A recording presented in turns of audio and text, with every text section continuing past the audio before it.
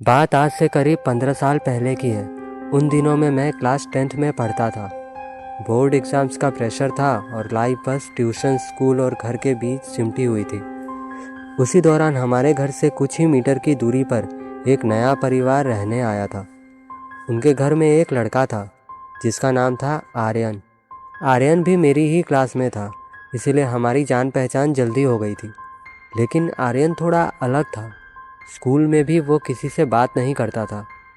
Lunch break में भी वो अपनी सीट पर अकेला बैठा रहता और बस खिड़की के बाहर सूनी नज़रों से देखता रहता।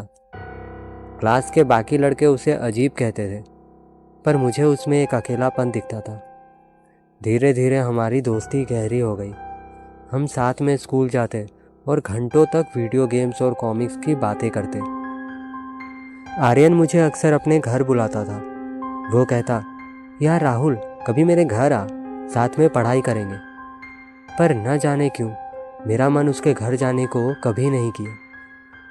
उसके घर के बाहर से गुजरते वक्त मुझे एक अजीब सी भारीपन महसूस होती थी। उसका घर काफ़ी पुराना था और उसके चारों तरफ बड़े बड़े पेड़ थे जो दिन में भी वहाँ अंधेरा रखते थे। एक दिन आर्यन ने बहुत जिद की। उसका जन्मदिन था और उसने कहा कि अगर मैं नहीं आया तो वो बहुत बुरा मान जाएगा। मैंने सोचा, दोस्त है, इतनी जिद कर रहा है तो जाना चाहिए मुझे। शाम को मैं उसके घर पहुंचा। घर के अंदर घुसते ही एक अजीब सी महक आई, जैसे कोई पुरानी चीज़ बरसों से बंद पड़ी हो, अजीब टाइप की। और आर्यन के मम्मी पापा बहुत शांत थे। उन्होंने बस मुस्कुराकर मुझे देखा और स्वागत किया, पर उनकी आंखों में एक अजीब सी खामोशी थी। मतलब मुझे अजीब सा लग रहा था वहाँ। उस रात हमने डिनर किया और फिर आर्यन के कमरे में चले गए। सब कुछ नॉर्मल था। मैं और आर्यन एक ही कमरे में सो रहे थे। हम बातें कर रहे थे, हंस रहे थे। फिर रात के करीब 2 बज रहे थे और अचानक माहौल बदल गया। आर्यन अचानक चुप हो गया और खिड़की की तरफ देखने लगा। मुझे थोड़ा सा कैसा वियर्ड टाइप लगा। मैंने पूछा, क्या हुआ भाई, तो सो जाए अब। आर्यन मेरी तरफ मुड़ा। उसकी आंखों की पुतलियां थोड़ी फैली हुई थी। उसने धीमी आवाज़ में कहा, राहुल, क्या तुझे डर लगता है? मैंने हंसकर कहा, किससे, भूत प्रेत से?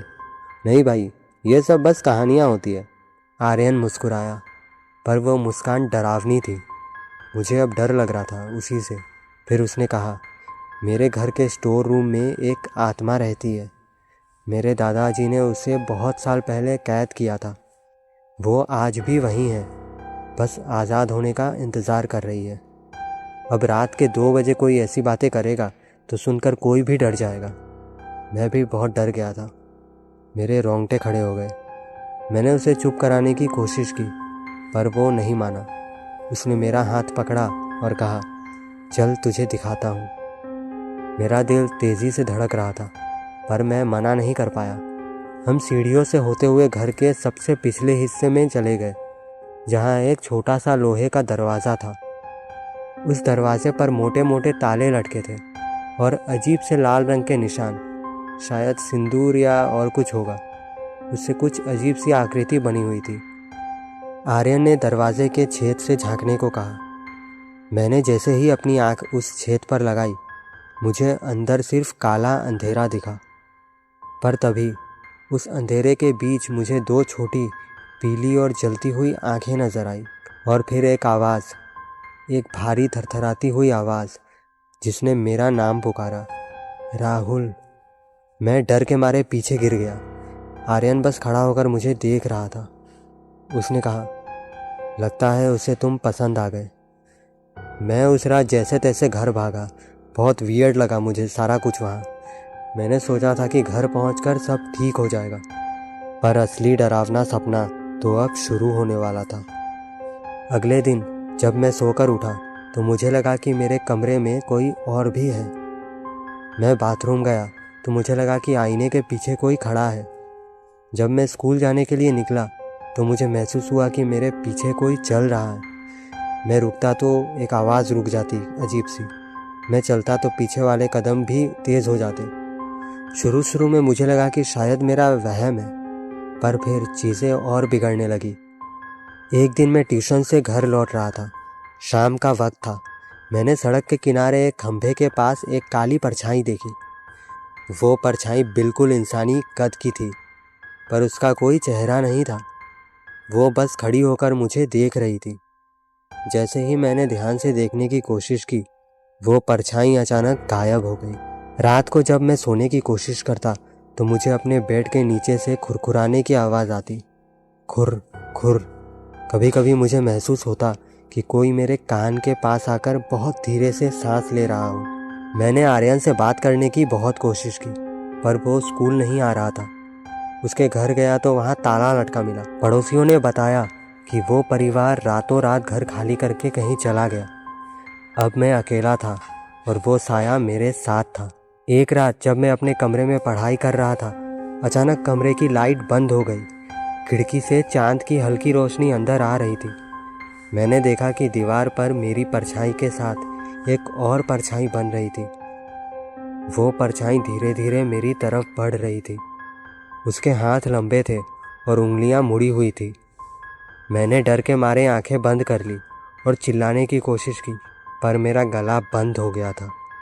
तभी मुझे फिर वही आवाज़ सुनाई थी जो मैंने उस स्टोर रूम में सुनी थी। तुमने उसे बाहर आने का रास्ता दिखा दिया राहुल, अब मैं तुम्हारे साथ रहूंगी। मुझे समझ आया कि उस रात जब मैंने उस छेद से झांका था तो मैंने अनजाने में उस कैद आत्मा के लिए एक जरिया बना दिया था। वो साया अब मुझ पर हावी होने लगा था। अब हाल ये है कि मैं कहीं भी अकेला नहीं जा सकता। भीड़ में भी मुझे वो साया कोने में खड़ा दिखता है। कभी वो आईने में नज़र आता है तो कभी सड़क के मोड़ पर। लोग कहते हैं कि मैं पागल हो रहा हूँ, मैं हवा में बातें करता हूँ, पर उन्हें नहीं पता कि मेरे पीछे जो चल रहा है वो इंसान नहीं है। आज भी जब मैं ये सब लिख रहा हूँ, मुझे अपने पीछे वही ठंडी सांस महसूस हो रही है। कमरे के कोने में एक काली परछाई धीरे धीरे बड़ी हो रही है और मुझे पता है कि आज रात वो और करीब आएगी। अगर आप कभी किसी ऐसे दोस्त के घर जाएं जो अजीब हो, तो याद रखिएगा, हर दरवाज़ा खोलने के लिए नहीं होता। कुछ चीज़ें बंद ही भली होती हैं, क्योंकि एक बार अगर साया पीछे पड़ गया तो वो पीछा कभी नहीं छोड़ता। अभी मैं लिख ही रहा था कि अचानक मेरे लैपटॉप की स्क्रीन पर एक काला धब्बा उभर आया है। वो धब्बा धीरे धीरे एक हाथ की शक्ल ले रहा है। क्या आप देख सकते हैं?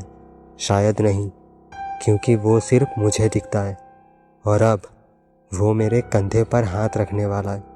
तो कैसी लगी आपको हमारी ये आज की हॉरर स्टोरी? अगर आपको भी ऐसी हॉरर स्टोरी सुननी पसंद है तो चैनल को सब्सक्राइब करके वीडियो को लाइक कर दो। तो मिलते हैं नेक्स्ट किसी वीडियो में, तब तक के लिए बाय।